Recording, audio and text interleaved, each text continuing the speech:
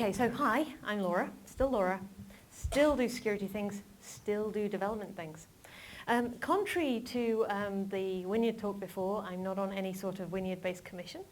I did not, in fact, train everyone they've ever met, so we'll move slightly past that.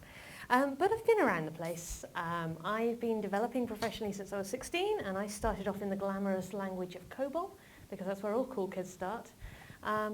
And I gradually migrated around the place, did a few bad things to many good people, and wound my way here. And you can go find me online. There are other talks or other videos and things. I was lucky enough to speak at a few big conferences this year just gone, so go check those out. For reference, you can find me on the Twitters. If you like the Twitters, that's okay, we can do that. Please note there is an underscore in my Twitter handle. If you don't, the real Lady Nerd gets the tweets, and she doesn't care about software craftsmanship or security. In fact, she gets a little bit grumpy. So please get that bit right. Also, don't tweet me about your actual organization's actual problems. That's a really bad thing to do. Right. The Anarchist Guide to Application Security. Right, this is a bit of a funny talk to follow on from Bryn and Scott, because I'm going to kind of try and break the rules a little bit. In fact, I'm not going to try, I'm going to intentionally quite blatantly break the rules repeatedly and encourage you to do so. Because it turns out that despite all of this fancy guidance, and despite all of the lovely compliance things that I'm sure you've all read, please raise your hand if you've been inflicted on, you've had the PCI guidance inflicted on you at some point in your life. Yeah, I'm sorry. There are help groups. You can find friends and find support.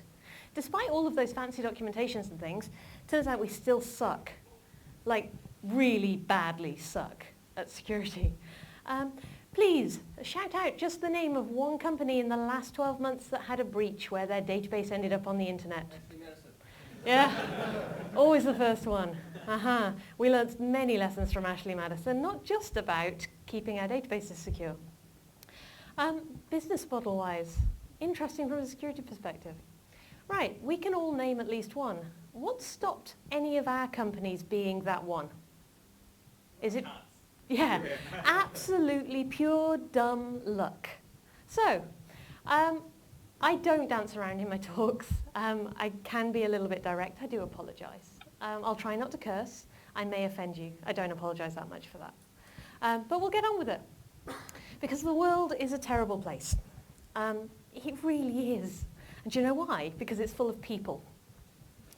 And as a society, as a species, we have conquered the entire planet, literally, by being jerks. We found things that were bigger and shinier than what we had, and we went, you know what would be cool?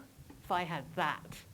And so we found every possible, either violent or psychological way to obtain that thing.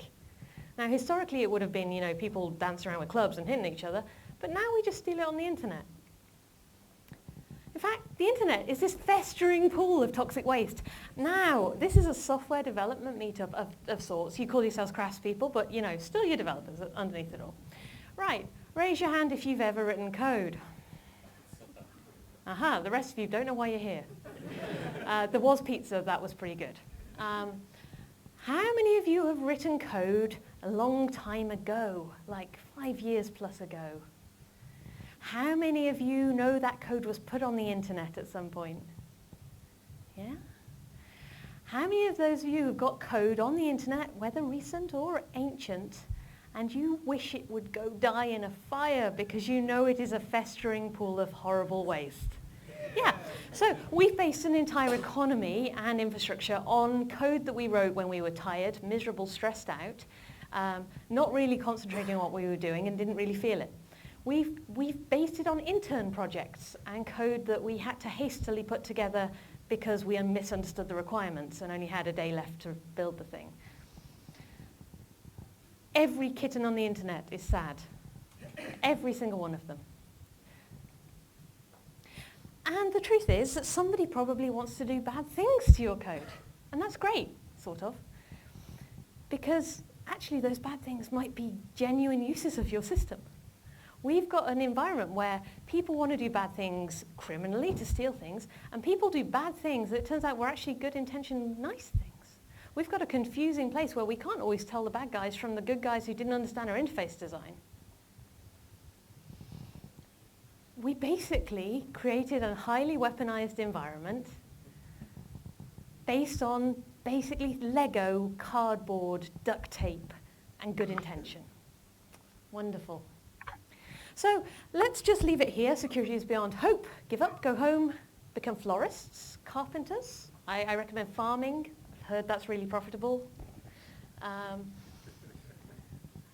Look, I'm not here to tell you the sky is going to be blue and it's all going to be rosy, but I'm about to tell you actually the only people that are going to fix this, the only people, not people like me, not people like Bryn with his security developer lead hat or a security architect or a pen tester, they're not going to fix any of this. You lot are. Because it was really nice that the Wynyard talk ended with the asymmetry quote, the idea that defense has this innumerable force that it only has to get it right once, and defense is just one guy in a room going, oh my God, I hope I can plug all the holes quick enough. Because I think it's about time we stopped accepting that is the way it has to be. Because the defensive side only has a smaller pool of people because we've expected it to be the security specialists that did all the work. There's an army of you in this room who could all defend your own applications, and suddenly the odds look a lot better. So we're going to throw out the way we can do things because we build amazing things. We do it every day. We do crazy things in Minecraft where we're now teaching our children, because why not teach them in a virtual world? It's a little bit better than the real one for some of them. We're doing crazy science experiments. I was lucky enough to work at CERN just before this was turned on, writing radiation monitoring software. And the crazy amounts of code that are behind projects like this is phenomenal. This is, the amount of code that you send a rocket into space. This is phenomenal development. And then there's things like this. This is where our future is heading. This is a Tesla. You'll have seen the announcements of the X come out last week, which is going to be our home family car version of this thing. But what's the important feature of this? Why is this interesting? Really good doors. Really good doors. Self-driving. Okay, hands up. How many of you would like to write the code for a self-driving car? How many of you would like to do the QA work and guarantee it didn't have any security flaws? No, no. The Enron approach doesn't work anymore. So we're going to build some amazing things. You're all going to try and build some amazing things. And I'm going to try and give you some kind of hard truths and some advice as to how we can do this a little bit more securely, because you all have to do it. Every single one of you and every other developer you come across in your life, you need to infect them like some crazy security virus. No, that's a really bad metaphor.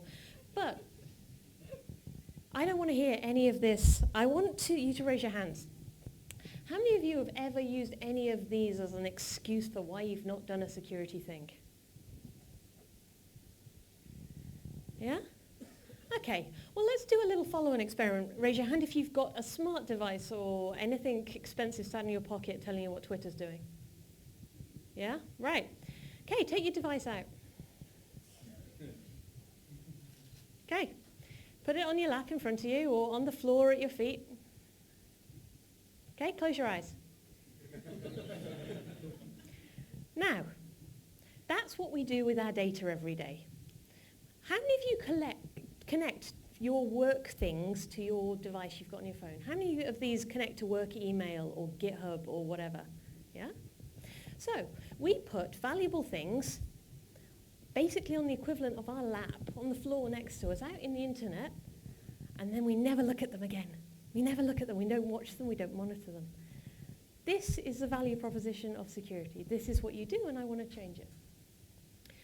So before I hear whiners that you're already overstretched, you already have too many things to do, your backlog is too long, I don't care. We all have backlogs, funnily enough. We all have too much code to write. That's how the world works. We all have kids and dogs and houses and problems and paint that's peeling and something in our life that is bothering us and is more important than doing security. But it's tough. We kind of have to do it. So, I am a professional cat herder.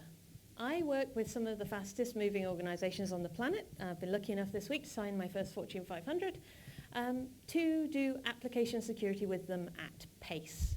So do it in lightweight ways, through the ways they work, through the development lifecycle with no fancy tricks, no fancy tool sets, just good old-fashioned changing the way you think. By the end of this, I want you starting to think not just like someone who builds wonderful things, but who breaks into them, who doesn't just think about the wonderful benefits, but how you would actually subvert it and do crime. Because that's what it takes to secure your applications. You need to understand who's going to be the person who comes and steals your phone off your lap. What are they going to do with it? Because I tell you, they're not selling it on Trade Me. You're not going to get far with a stolen phone these days. So that's my company. This isn't a sales pitch. Most of you, I'll never see again. Some of you already know. This is about three things. It's about the rules, it's about the realities, and some recommendations. Nice and simple. So let's start at the beginning. These are the rules that people are taught when they come to first approach security. So I'll just, for the record, so you know what talk this is not the OWASP magic show.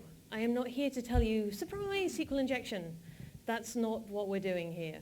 If you don't know what OWASP is, the Open Web Application Security Project, and the OWASP Top 10 was the first time you saw it was in Brin Slide, then go do some research and then watch the video again afterwards.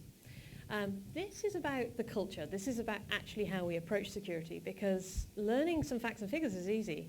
Learning to behave is different. So here are the ones we see all the time, I see all the time. We're going to follow industry best practice. Fantastic.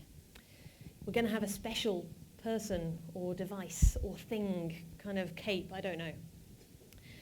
How many of you have a job title that says senior in it? I know a few of you do, and you're lying at this point. Because most of you don't hire juniors, I know that for a fact. So you're either intermediates or seniors at this point. Excellent developers naturally poop out good code.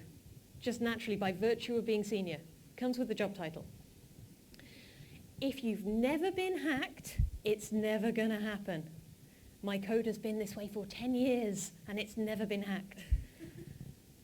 And our framework doesn't have these issues. How many of you are Node developers? Come on. Don't lie to me. I know at least half of you are like secret Node dabblers. Yeah? Okay, I don't want to hear any of these, and we're going to talk about them. Because actually, these rules, these kind of mindsets we've got used to thinking about, are kind of causing us some trouble, and I want to say screw them. I don't want to hear any of these from you. And we're going to go through them one by one, and we're going to talk about why those rules are broken. Because they're not really rules, you see. They're smells. And I've been told software development types like phrases like smells. So we're going to use your language. We're going to talk about smells, culture smells. So for the record, those of you who work with me or I work with your organization, don't worry. Anything you hear here is an aggregated picture over many, many clients over many years. It's hard when people know that I work with people because they all assume that it means them. It's not, please. 10 years is a long time. Right, so let's start at the beginning. Raise your hand if you can give me the definition of best practice for SSL configuration. Best practice for connection handling in pooled connections in any framework. Best practice for caching and message queues. Yeah. Turns out there is nobody on the planet who actually knows what the definitions of best practice are. It's a self-fulfilling statement. We read it on the internet, it says, configure your device for best practice. And then we Google that, and that says, well, best practice over here says this, but every layer just says best practice. Your documentation probably says, we're going to build this in line with current best practice. Yeah, wonderful. Awesome. You may well have just told me you're going to build it out of unicorn parts. This is rubbish. If you see a line in any kind of specification that says, in line with best practice, it's okay to turn around and be that person and go, what on earth do you mean? This is rubbish. Please write me some bullet points. It's okay to challenge it. We write this stuff because we want to sound like we know what we're doing. Now, we all know the trick to being a professional grown-up is making things up quicker than people realize. So, if we all accept this as truth, then saying that best practice is what we're going to follow is a bit silly. Admit we don't know. Admit we need help. Admit it's not clear. Security comes from when we hide these things. We hide behind very important looking phrases.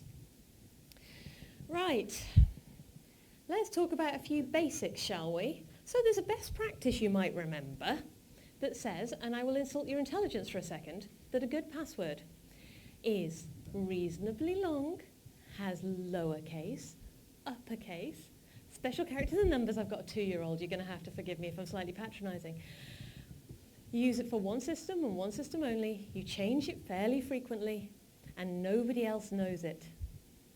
How many of you know a password you shouldn't know? How many of you have a password that's important, like it's your main email account, that you know you haven't changed in the last 3 years? The oldest password I've encountered in the last 6 months was 10 years old. I kind of felt like it needed cake. How many of you deal with staff leaving or joining your organization? How many of you know where all of their accounts and permissions are, so that when you come to foist them out again afterwards, it's an easy job to take them away? Yeah. This stuff isn't good. And you know what? I'm going to say this repeatedly. Attackers are fundamentally quite lazy. I don't care how layered and oniony your application is. I don't care about any of that. Because if your password is 6 characters long, is your first name with a smiley face at the end, and it's for every system, I'm just going to use your account and walk in the front door.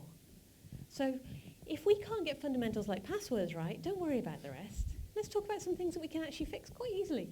Password hygiene. How many of you think you could improve your password quality? Yeah? How many of you could change them more frequently? Yeah? Okay. So, how many of you design front-end systems that let users choose passwords? Okay, fun facts. How long do your users take to choose their password? Anyone who's been on my courses doesn't get to answer. Oh, yeah, you're cute. Average of 10 seconds. 10 whole seconds. That's like no time at all. We spend more time deciding whether we actually are going to watch this episode of Heroes or whether we're just going to lie there and like we kitten pictures on the internet. We debate massively insignificant things for hours. And a password that's going to protect all of our systems, we give it 10 seconds. So when you're building your interfaces, bear that in mind. Your users aren't going to give you long. If you don't give them a good way to make it secure quickly, they're not going to do it. Right, testers. Raise your hand. It's not your fault. It's not your fault. How many of you know that production data has been used in your organization in test environments or dev environments? Yeah. Now this slide got me actual physical violence previously because people were so passionate that there was no other option. Yeah, there is. There really is. And if you can't find an option that gives you data that's representative that isn't from production, you have to treat that production data you're sharing as the most valuable thing you have seen in your life. It should be checked in, checked out, monitored and destroyed automatically. You've got to basically rig up your test data to make sure it implodes all of its own accord if you can't use fake data. Are our production systems as secure as our dev and test systems? Are they more secure or less secure? I'm going to tell you a trick. Your dev and test systems are not as secure as production. So when you stick your test databases on your laptops or on your strangely deployed Azure box just for an experiment, it's just waiting for you. Now, raise your hands if you've heard of BrowserStack. I call this a BrowserStack lesson. Why was BrowserStack in the news? Anyone remember? Their entire customer database received an email that went as follows. Dear customers, thank you so much for choosing BrowserStack, but we've decided that actually our security policies and procedures are so poor that we can't face living on the internet anymore and we're closing down our service. Do you know how the attackers got all this data and all this customer information? It was sat on a development server out in AWS that people had forgotten. They'd not closed it down. So that production data had made it into dev, never been cleaned up.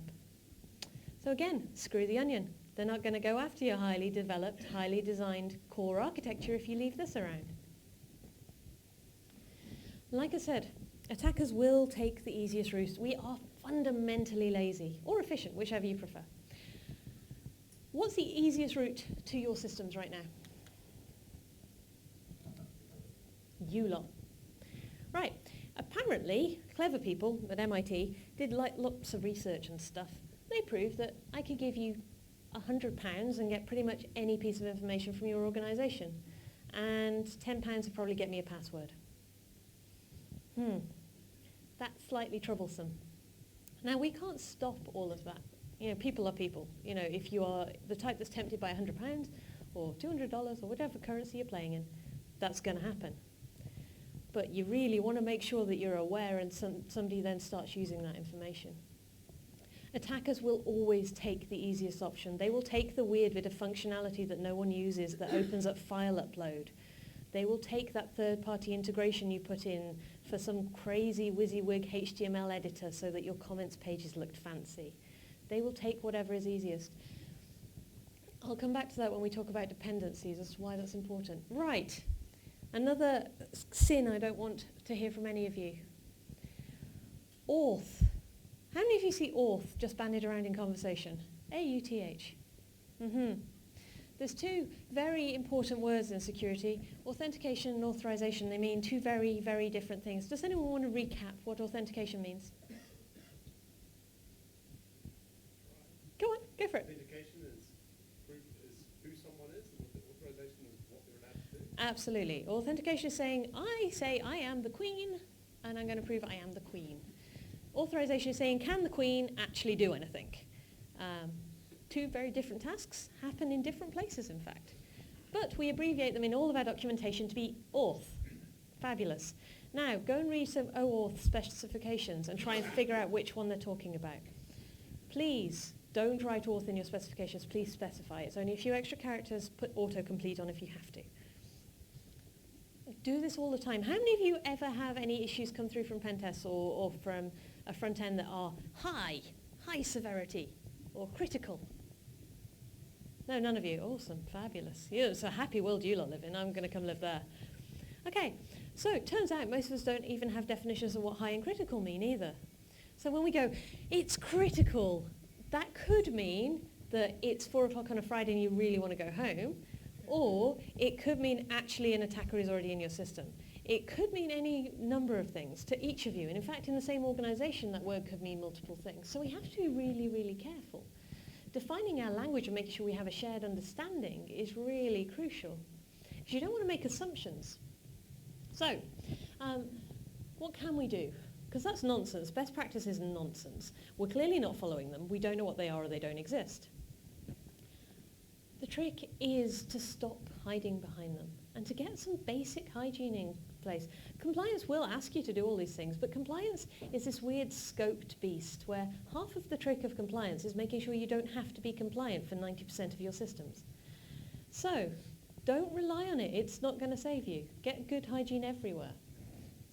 So how many of you think you need a special anything to do security? Yeah? What do you need? Yeah. Yeah, I've heard you devs, you don't, it's all like beer kegs and Nerf guns. That's like all devs do, right? Yeah, I don't know. Right, so there is an ongoing myth and legend that you have to have a security special thing or person in your organization to do this. Like there's a maturity point you have to reach. I can see some big names in this group, and I know there's a couple of security people hiding around the place. How many of you work for a firm that doesn't have a security person? Lots of firms don't have security people. They don't at all. They don't have anything. Lots of firms don't have that for years and years and years. In fact, a lot of my customers now don't have infrastructure teams anymore. And once upon a time, we'd have said it's infrastructure's problem, they'll deal with it. But what if you don't have an infrastructure team? What if you've gone full-on native DevOps and everything is now unicorns and scripts and Chef and puppets? And who's going to do it then if you can't put it on the infrastructure team? How many of you know who the CISO or CIO is for your organization? Have you ever met him? I've assumed him. Sorry, that's a horrible gender bias, but yeah, probably likely. Yeah? These people actually manage or own part of this. You should probably know who these people are. Because this is how our code bases get developed. we get a great idea, we write an absolute ton of code, and then we go, oh yeah, now we'll do security. Awesome. How many of you work with legacy code? Yeah. Yeah, this is what the problem is. Security came in late because you waited till you had budget for a special person to come and do it all for you. Or you waited until some governance regime caught up with you, or you started selling to big enough clients that they would care. And so we end up with this whole years and years and years of security debt, just piling up, things we haven't touched, things we haven't tried. That's quite problematic. I want us to start shifting it so security comes in down at the idea and gets woven through. By the time we get up to here, we should be looking at scaling security problems, not actually, so maybe we need a password policy. Right, security border devices. So the word firewall, new to anyone? Anyone know what? No, that's good. Web application firewall, is that a new one to anyone? Good, awesome, good, because you've got new jobs. This is a web application firewall in learning mode. It's a very expensive, very pretty Cat5 cable. Because what it does is it looks at your traffic and it goes, hi, and off the traffic goes. So when we put all of our trust into border devices like web application firewalls and we never take them out of learning or training mode, how much positive effect have we had on the security of our applications? I'd actually say we have a negative effect, because that's $100,000 you could have spent on actual useful things. Okay, so in your organization, if you have a web application firewall, please go and ask about it. Developers should know about these things. And there's a reason. The last one that I was asked to go and look at the logs for, guess how many events it was having per day and it wasn't doing anything about? 67,000. Now, it turns out that 67,000 events was the job of the infrastructure team to go through. And do you know what a web application firewall event looks like? A request to your APIs and to your code with parameters and things. It looks more like debugging logic than it does infrastructure. So you're asking a team of people who've never been near your code, who have no clue what it does, to debug and to validate exceptions on a device. It's actually becoming the role of us as the developers to understand what our code should look like here and what is good and what is bad. We need to be working with them. I'm going to tell you a cheat. Most security tools you'll ever use are actually glorified regex. If you don't know how to wield regex, that could be your most valuable security skill, because regex are going to give you the possibility to spot anomalies, things that shouldn't be there. Security people, we're not that special. Many of us didn't finish high school or get degrees. Many of us have no certificates. The fancy certificates like certified ethical hacker and stuff, no, we don't. Sorry, it's not really a thing. We're incredibly lazy. We're technical dabblers. So if we can achieve it with regex, imagine what you lot can do. You can actually build things, like real things. So the other thing is that border scans and these external tests at the end of the process, right? You write code, it gets accepted, you've done a code review, and we'll come back to that. And then somewhere it goes to die on a production server. It's like going, YOLO, it's fine, it's going to be fine. Pen test will find it. Pen test is a time-bounded exercise where a complete stranger will come and try and attack your application in 3 days. Well, the reality is a real attacker isn't going to just spend 3 days. They could spend months and years researching your tool and trying to find vulnerabilities in it. Any of you see the Jeep hacking stunt from this summer? This winter just gone, sorry, summer in the US. Yeah? Okay, so Jeep hacking stunt by Charlie Miller. They managed to brute force stop a Jeep on a highway with a remote code execution. Amazing, fantastic, kind of scary. That was 3 years in the making, that vulnerability. They didn't just walk up to a car and go, you know what, I have the force. It doesn't happen like that. So when we do a penetration test and we expect them to find all these vulnerabilities in 3 days, it's fruitless. We will never get to that same point. So we need to bake security checks all the way through and do them continuously, because we're trying to combat people who have a lot more time than we do. So like I said, we don't have special certificates. You don't need to go and do an extra class. I recommend lots of training and going to conferences and things like KiwiCon, which is coming up in December. because you will learn a lot, but don't wait until you've got the right certificate. That's not permission to do it. You can do it without. In fact, the best people do it without. So, don't rely on these special devices. Go ask about what devices in your infrastructure. If your apps are hosted behind these devices, you should go and understand how they work. Go and see them. Go see and ask what the reports look like. Go and ask to help. I'm not saying volunteer to take over them. But I am saying, if you're going to be protected by it, at least understand. Keep trying and failing. Security is a bit of a funny one. The best way to learn is to screw up monumentally time and time again. My favorite screw up of the last 6 months is I managed to publish my AWS key on the internet. That's not a good plan. I'm a security person. You know, turns out we're human too. Do you know what I learned? Lots. We're going to go into that. Right, this is the most painful for you in the room. I apologize, sort of, but kind of you have to hear harsh truths from time to time. You do not poop out secure code just naturally as you become senior. It's not a thing. In fact, being senior is going to be one of the biggest challenges you have in terms of keeping your application of secure code practices. How many of you, Wynyard people aside, who are clearly very proud that they did the training, how many of you have done any kind of secure development training? Yeah? Okay, the 2 or 3 people that I can see who are security people, yeah, you're allowed to have done that, that's okay. Everyone needs to have done this. You need, as a senior developer, you have a responsibility to know this stuff. If you don't know it in your senior, now is the time. Now is the time to go and say to your management and say, look, actually, this is part of doing it. Security is like performance now. You can't just get away with going, oh, it's someone else's problem. It's we all have to care about it. We all have to care about scaling. We all have to care about security.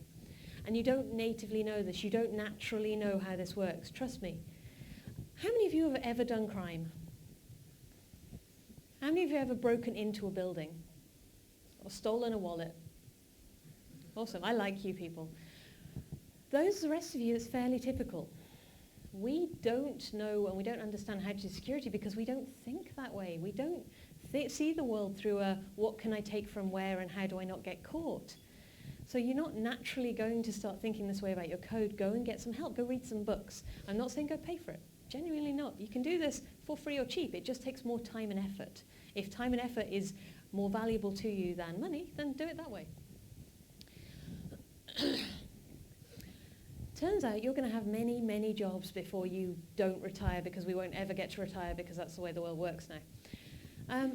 And every time you move jobs, the way that risk works is going to change. So I've worked in jobs where when we talk about risk, we're talking about dollar value. So we're going to lose $10,000 a minute if this is a problem and this gets hacked. Okay? How many of you work in an environment where it's measured in money? Yeah? Quite a few of you. Profit-making organizations often measured in money, risk at the end of it, the impact of it at least. How many of you do work or have ever worked for somewhere where the impact is measured in harm to people? Yeah? That's scary, right? There are security challenges out there where failing at it isn't about someone's going to have a bad year on their profit and loss. It's about someone is physically getting hurt. Someone is going to have a really bad time. If you design weapon systems, that's quite obvious. But if you're in a power company, probably not so much. You're probably quite distracted away from the fact that if your system compromises or denial of services, what if there's people on the high dependency list who are going to lose access to equipment they desperately need? Security risk gets really, really kind of weird when you get into these environments. And you have to, every time you go to a new job, think, actually, what's the real impact here? What could really go wrong? And if you're just at dollars and cents, that's fine. Understand what that means for your business. Are you going to stay in business? Are you not going to stay in business? But if it's something more serious, have a look at that and understand, do you feel comfortable? Are you doing enough to make sure that that risk is mitigated? Right. This one's a problem for me too, so this isn't just me picking on you. But how many of you think you're pretty good at your job? Yep. Oh, bless you all. You do really, because you've come to a software craftsmanship meeting, which means you're like trying to excel and proceed and be good at what you do. Excuse me.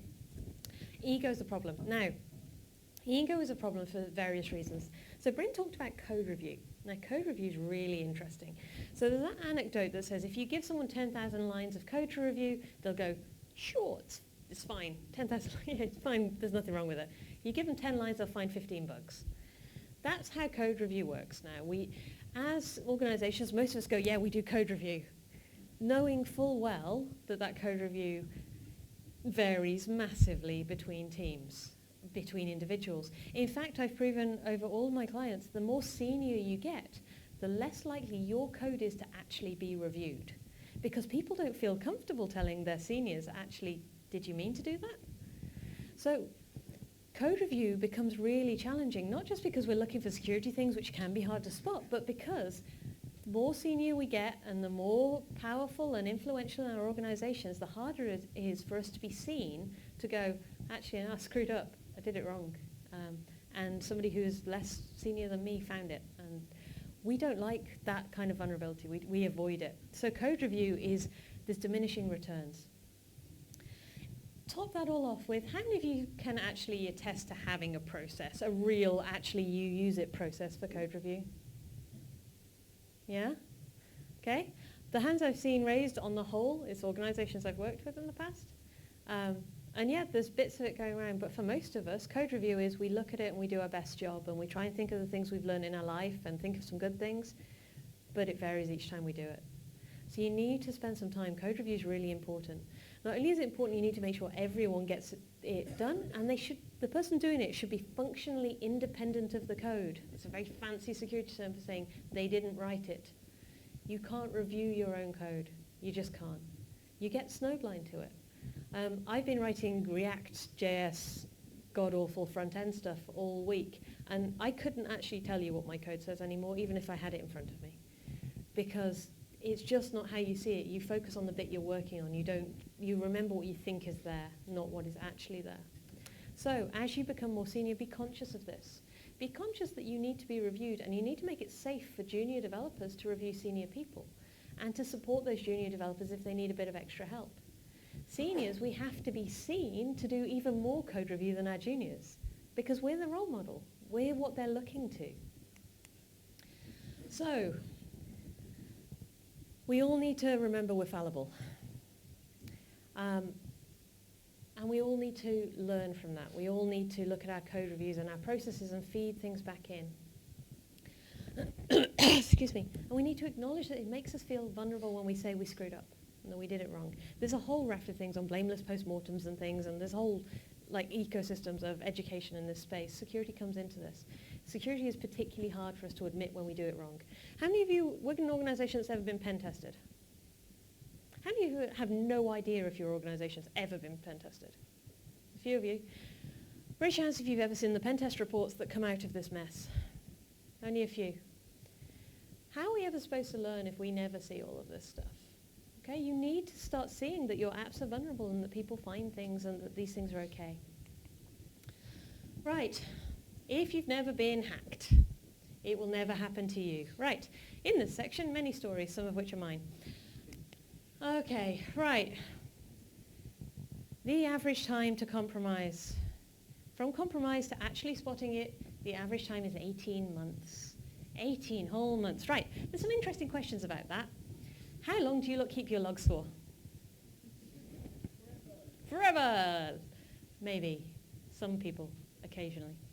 So, this week alone, there's been an incident response going on to a lovely organization, and it's not their fault, kind of. But some things happened. Now, what happens, any of you got a Windows infrastructure type background or ever configured something like Active Directory?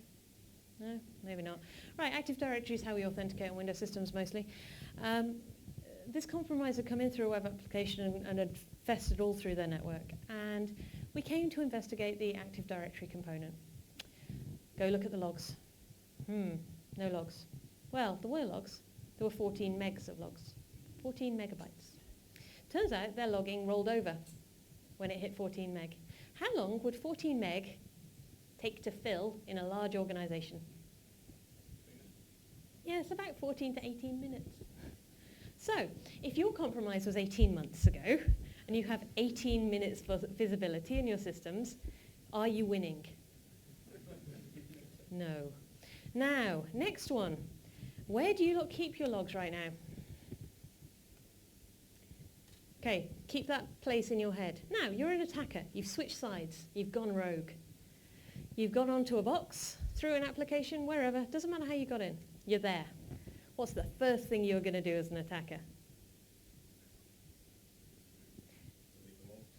Yeah. So, a crude attacker will delete all of the logs, and there'll be nothing there. And a savvy attacker will piece by piece do surgery. And they'll either edit them to say what they want them to say, or they'll just remove casual entries to make it look like something else has happened or something hasn't happened. So now I want you to visualize again. Think about your architectures, think about your systems. How easy is it to gain access, write access, to your logs? Okay, and I mean all the logs. Your access logs, your message logs, the weird performance logs you're sending off to New Relic and you didn't think about what you're sending. All of them. So remember, on the defensive side, if we haven't got any logs or we can't trust the logs, how good are we at investigating what happened? We're not very good. Right. So on the 18 months thing, my compromise took 27 minutes, which is a lot less time. And I got told because Amazon were kind enough to email me. But here's my story. This is about that key. And why am I talking about the key? Because compromise actually isn't always about them getting into your systems. It's sometimes about the artifacts you've left out on the internet, just as part of the course. And mine was an AWS key. We flipped a repo over from private to public because we'd run out of GitHub private repos temporarily, and these things happen, and didn't realize it was an AWS key hard-coded. How many of you have a key or a password or any kind of sensitive data hard-coded into your source? Many of you do. I know, I've seen it, I've code reviewed it, please stop doing that. I've learnt my lesson the hard way now. After preaching for many years, I fell for my own lecture, which is awful. But Amazon were kind enough to email me, and they emailed me because in 27 minutes, $3,400 worth of damage had been done to my account. Specifically, my key had been used to farm bitcoins in Sao Paulo. So, I only knew because Amazon told me. And I'm a security person, that's rubbish, right? So, go look at your infrastructure. How would you know that somebody has not started mining bitcoins in your back end? Would you know? Could you tell? Probably worth going to have a look. I'm a big fan of owning your own mistakes. There's nothing wrong with us admitting we make mistakes. We make them all the time. I've written god-awful code in every language you could imagine. And we learn as we go. I'm trying to write 2 products now that are security focused that actually will be commercial. You have no idea how much pressure it is not to include any security vulnerabilities. That's just insane. Right. So, turns out security things also turn up in non-security logs. So, how many of you use databases? They're a thing, right? I know hipsters don't use databases anymore, but I've been told many legacy systems do. Right, MySQL people, raise your hand. It's going to be a few of you. SQL Server. Oracle, Postgres. Okay, all of you relational types have slow query logs available to you. Turns out, nobody ever looks for the security stuff in there, but if you do a SQL injection, it's pulling back massive amounts of data it wasn't expecting, your query time goes up. So, turns out all of these logs you've got stashed around the place you're not using for security purposes that you know about as developers are being completely missed by the people protecting your systems. So go find all of these logs, even the ones that seem nothing to do with security, and think, if I was attacking, would there be something that turns up here? Because those are the ones you want to be looking in. Attackers don't tend to go clear out the slow query log in MySQL. They don't remember it exists. But they'll go after your old logs. So these are the places we can find things when all else fails. You are the best people to see strange behavior in your applications. And on that note, I want you to start doing strange things to your applications, not in production, for the record, because people get cross. But I want you to start pressing every button, sending the strange request to your API and going, well, what happens if? Because you as a developers know where the functionality is and where it should work and where it shouldn't. You're the best place to know what's a bit strange. And getting attacked isn't personal either, a lot of the time. So how many of you think cyber is out to get you? We've been told repeatedly cyber is coming. It is an advanced persistent threat that all of us are going to be subject to. It's a nameless bad guy we have invented because a certain small subsection of companies are interesting to foreign national governments. Most of us are not interesting to foreign national governments, just for the record. Do you know who you are interesting to? Your competitors. The people you turn down at job interviews. The people who had a really bad 3 months because their manager was a jerk and they really hated their job. The people who politically do not agree with what you do, even if their viewpoint of the world is slightly crazy. Any way they don't agree with you, that's a reason to attack you. And sometimes they attack you because they want your resources, because they want to claim fame and notoriety, or because you happen to be running WordPress 2. God knows what, and left it on the internet, and they ran a script, and then Perl attacked you, not a person. You need to understand all of the people who are going to attack your organization. Now, what I recommend you do is, how many of you use personas in your development? None of you? None of you go, as Bob, the architect, I want to go in my application and read things. Okay, so you guys need to talk to your design people. They've got some real good tools you probably want to start using. Because you can start using bad personas to work out the use cases for attacking your system and documenting them. Once you've documented them in a persona kind of way, or an anti-persona if you like that kind of terminology, you can write tests for them. You can build them into your planning and your acceptance criteria, which makes your software more resilient, and security is something you can talk about with every member of your tech team. Your developers, your testers, your product owners, the whole range will understand if you talk in personas rather than some nameless cyber threat. So, most of your organizations would not know if they have been breached, and that's not me being rude, that's just my experience so far. It's hard to tell if you haven't got these things set up. Now, as developers, you have to care because you see these logs more often than the infrastructure people or your border people do. And it's your job to spot the things coming out in your performance metrics that could allude to a security incident. How many of you have ever dealt with an incident, ever had to deal with an incident response? Not many, I would imagine, 1 or 2. Security incident response is really, really hard. And if you haven't done it before, it's something you really want to practice in a safe way. For example, your physiological behaviors are going to go squiffy when you are faced with an incident. If you know an attacker is in your network and in your database, you go into proper fight and flight mode. Your heart goes racing, you're feeling a little bit hot and sweaty, you're not thinking straight. I've worked with teams who the first time they're faced with this, half of their core developers went and hid in the toilets for 2 hours. Because that's how they dealt with stress. That's what their body needed them to do. I've dealt with very senior, very, very senior armed forces people who, dealing with an incident, went from being absolute Rottweilers who I was scared to look in the eyes of, to being, they were stroking people's arms. And that's not about them being inappropriate, it's because their stress reaction, at their height of stress, was to create connection with humans. And so their stress reaction was to actually physically have contact with people. Now that's really alarming if you've not seen that in action before, and the first time you see it is when you've got an attacker in your database and you think you're about to lose your job. So, test these things out, talk about them, explain them. Go practice confronting someone in your office who's walked in and is trying to walk out with a laptop. I promise you, very few of you have actually experienced this and the tactics that somebody would use to try and get past you to physically steal equipment. But it's a good, safe thing to go and try with your colleagues, with your friends, and talk about. How would I spot this? How would I do it? How do I do it safely? And what's it going to feel like to me? Me, personally, when I get stressed in these, I go into full-on general mode. So I'm like Field Marshal Laura. I am a little blunter than normal. Doesn't always go well with ministers, I've learned. So you want to make sure you understand if that's what you do, you need to be able to manage it. I know I have to manage it very carefully, and it will be different for all of you. Right, your frameworks. Right. How many of you can go day to day, I'm a Foo developer, I'm a .NET developer, I'm a Java developer? I do that. I tend to say I'm a Python developer, which is not entirely true. Most of us kind of limit our definition of ourselves now to one technology. In fact, I have a client who very famously on their first day said, we're a Java house, we're a Java development shop. It's like, Fantastic, Java, yeah, I've not done that in years. By day 2, we found 12 languages. We are very rarely single language organizations anymore. We are very rarely just using one framework and using it just in one defined way.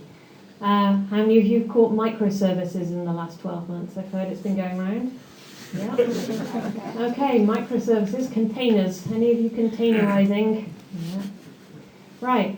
Every time we split our architectures and we move towards more service-oriented architectures, these are good things, by the way. I'm not saying don't do these things. I'm saying there's a cost. What we do is we make our environments very diverse. We say it's okay to write components over here in Node, and over here in React, and over here we're going to write some Java, and over here we're going to fork something in Erlang, because why not? We are no longer simple framework-driven people.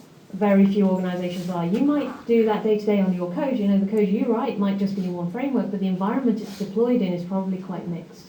My smallest client, when given 10 minutes to list all their technologies, listed 112 different technologies between cloud services, libraries, frameworks, components that weren't theirs. Now, Bryn mentioned earlier managing the vulnerabilities in that space. They made it sound really nice and procedural and easy. How many of you have ever tried to actually do that? It's not procedural and easy at all. Every single technology you need to monitor daily to see if it's had new problems, or if it's changed, or if the license has changed. This is not an easy space. So when we have these big mixed environments, we can no longer say our framework will protect us, because which one of our components is actually going to bear all this load? Which one are we trusting? This is what our stacks kind of look like. They look like a tangled mess. The legacy sections with their VB6, and God help us, Cold Fusion somewhere in the mix. We've got bits and pieces strung together over various iterations and generations. And that's okay. I'm not saying we can fix that, that's just the way it is. But we have to accept that we can't just say, it's okay, I'm a .NET developer and .NET does this. Because that's one part of your infrastructure, a tiny, tiny part. How many of you are willingly and knowingly running an out-of-date library somewhere in your stack because they changed the functionality and it's not compatible with your new stuff? Yeah? Yeah. Turns out we have a bit of cognitive dissonance in the software world, that we know we should patch and update because vulnerabilities are bad and we shouldn't have vulnerabilities in our code. But we don't do it because we know better, and the functionality will break, or it will be hard, or whatever reason. Now, there is a lovely young lady in the audience called Sana. I hope she's still here, maybe. Oh, hello, Sana. Sana's one of my apprentices. She's been for the last year. She's moving on to the graduate world now. But for the last few months has been doing some interesting research. So I do suggest you follow her, because she's going to be doing some interesting talks, maybe at KiwiCon if we're lucky, and if not elsewhere, about what happens when dependencies all string together on the internet, and how we built things that were reliant on each other, and what happens when you fail to patch. So, if you like graphs of data and feeling like the world is ending, it's going to be a really good talk. You need to patch, you need to update, get over it. If your functionality no longer works, you need to go and re-engineer it. We can't just leave it be. The software vulnerabilities we're seeing are serious. These are not things we can just laugh off anymore. And many of the vulnerabilities are in code that affects lots of us. That OpenSSL heartbeat bug, OpenSSL is a massive complex beast, and we are going to see more and more vulnerabilities in it. So if we're not up to patching it and keeping these things up to date, we are really in trouble. Those of you who are free from legacy code, please bear in mind you are creating the legacy for someone else to deal with later. Please be kind to the people who come after you. If you have, all right, raise your hand, close your eyes if you have to, because you don't want to see this. How many of you have coded via Stack Overflow at least once in your life? The rest of you are liars, absolute liars. Right, every software stack in the world currently has a Stack Overflow section, every single one. Now, I'm not saying don't do it, I'm saying be careful when you do it.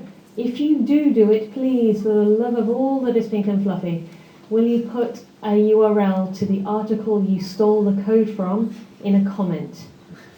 No, I'm absolutely serious. It's not a shameful thing to go and find an example, but it's really very difficult for us to understand the risk if we can't see where it came from. So when we come to code review, if you've pulled it from somewhere else, admit it, call it.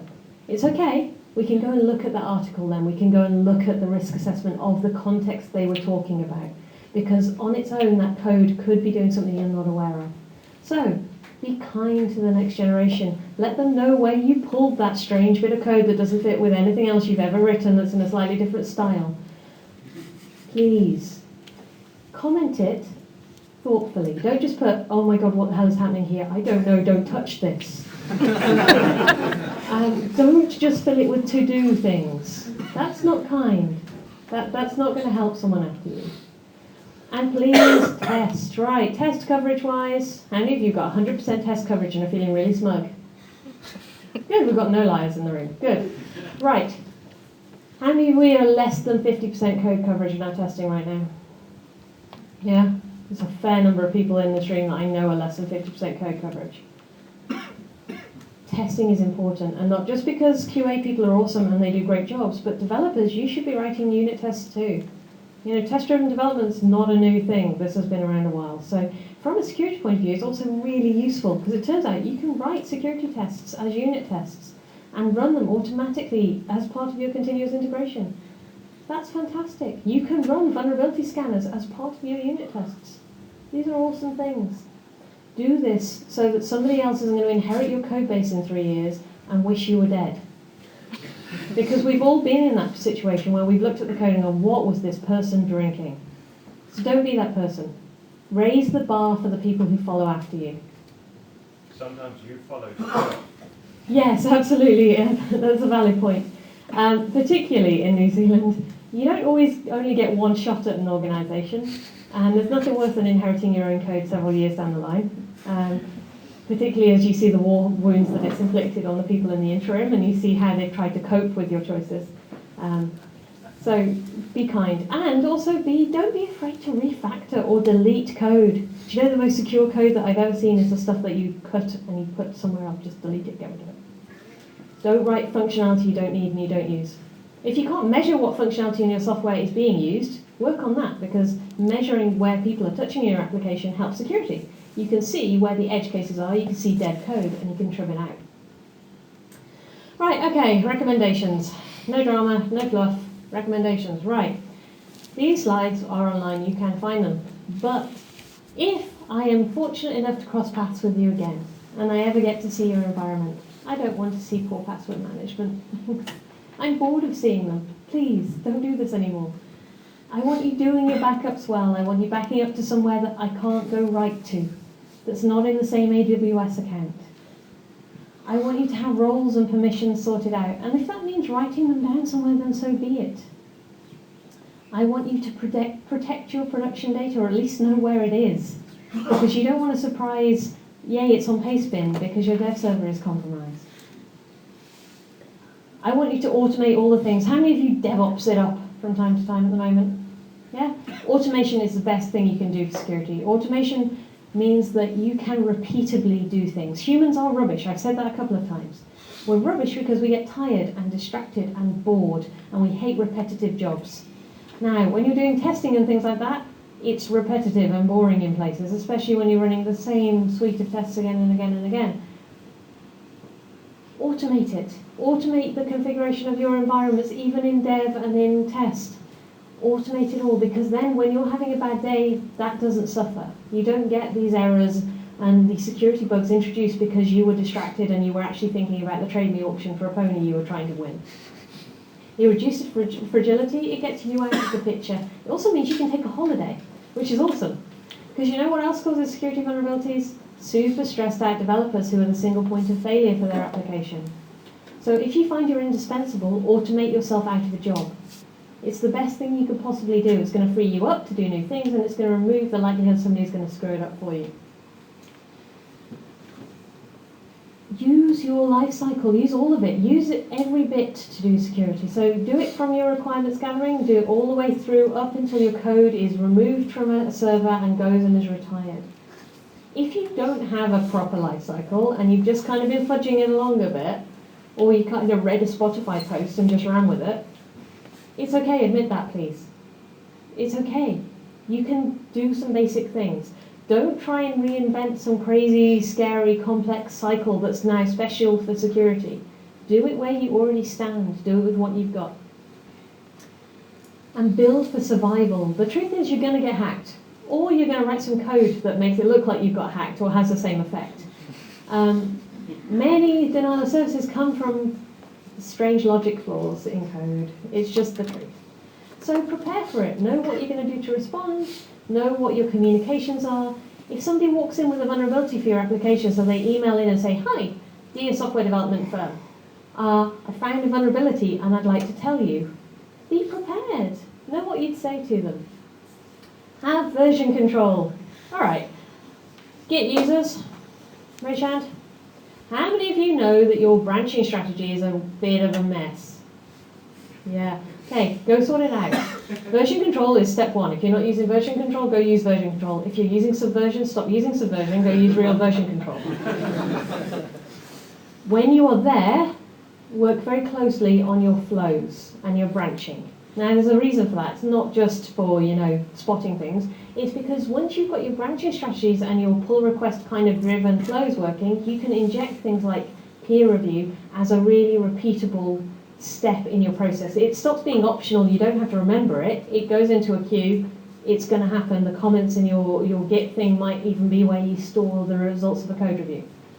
So using your version control can actually add rigor and security checks through your development process before it even reaches the testing stage. And everyone in your organization has a right to know about this stuff. Everyone needs to learn it.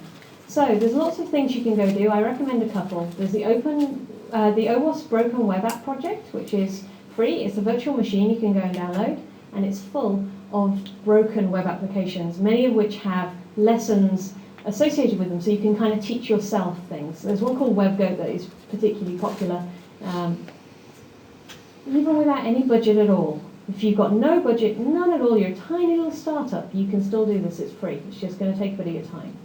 So go do it. Go find some ways to learn and talk about it all the time. If there's a vulnerability come out and you're like, is this relevant to us? Then talk about it. Let's have a talk about Ashley Madison. Let's practice this. Right. How many of you know what Ashley Madison did for a living? Cliff Notes version? Somebody? Anyone? Robots. Okay, that wasn't their business model, but yes, it's how their business model worked. Yeah, so basically adultery as a service.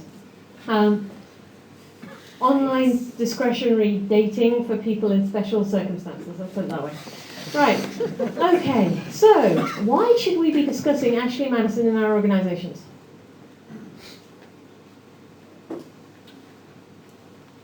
Because they have been compromised. They got compromised, yes, so that's a good start. What was taken? Yeah? What specifically? What else? Passwords? Payment information. Yeah, maybe? CEO's email. Yeah, there was a whole range of things went. Now let's have a very quick talk about these things, because they're all interesting in different ways. In fact, you can have hours of debate about this. I recommend you do. Ethics, privacy, the whole lot is in this case study, even if you don't agree with their business premise. Right, lesson 1. The passwords were stolen. What did we learn about passwords? They stored them and We learned that people, yet, after 20 years of being told, or 20 years, probably not, 10 years of being told, please don't choose bad passwords. What passwords did they choose? Really lazy, simple passwords. Humans consistently will do this. Yeah. They were insulted as well? I can't remember, but probably yes. So, something else to debate. Raise your hand if you genuinely could use a refresher, I'm not going to give you one, on what salting means in passwords. So there's a conversation you could have had in your office, because I guarantee someone didn't know that. And that's okay. Then admitting it and having a debate about what salting password means, really valuable. What else did we learn? What usernames did people use? They used email addresses, and they didn't use their personal ones because their wives and husbands and things could probably access those ones. Which ones did they choose? Work. Their work ones. Yay! So yay, people. Okay, so what's the net impact of that?